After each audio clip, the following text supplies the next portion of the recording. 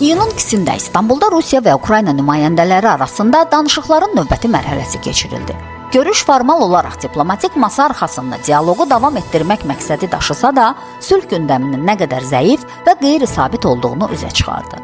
Danışıqlarda Rusiya nümayəndə heyətinin rəhbəri prezident Putinin müşaviri Vladimir Medinski Ukraynaya bir neçə istiqamətdə 2-3 həftəlik atəşkəs təklifi irəli sürdü.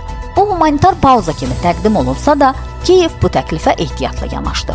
Ukrayna tərəfi hesab edir ki, belə təşəbbüslər sülh üçün deyil, münaqişəni müvəqqəti dondurmaq və cəbhədə mövqeləri dəyişmək üçün taktikadır. Beləliklə, tərəflər arasında qarşıdurma təkcə hərbi sahədə deyil, psixoloji müstəvidə də davam edir.